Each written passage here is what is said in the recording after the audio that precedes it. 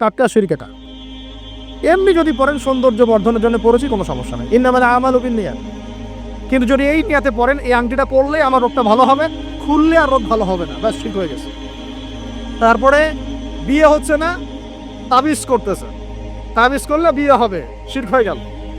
আবার একজন একজনকে ভালোবাসে, অবৈধ ভালোবাসা, বৈধটা না অবৈধটা।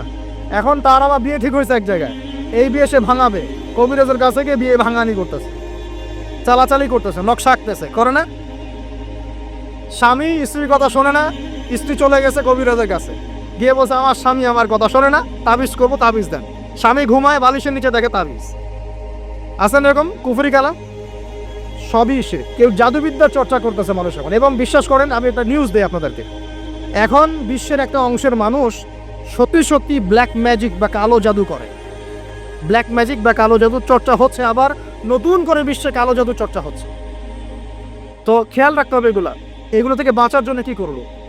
বাঁচার জন্য প্রতিদিন 5 ওয়াক্ত নামাজ, পবিত্র অবস্থায় থাকার চেষ্টা করা, সকাল সন্ধ্যার মাসনুন দোয়া কালামগুলো পড়বেন হিসনুল মুসলিম বই থেকে।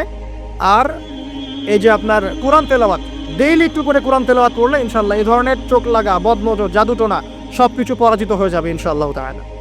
বহু মানুষ জিনের উপাসনা শুরু করেছে, হ্যাঁ জিন তাবে করছে, জিনকে দিয়ে কাজ করাচ্ছে, এগুলো তো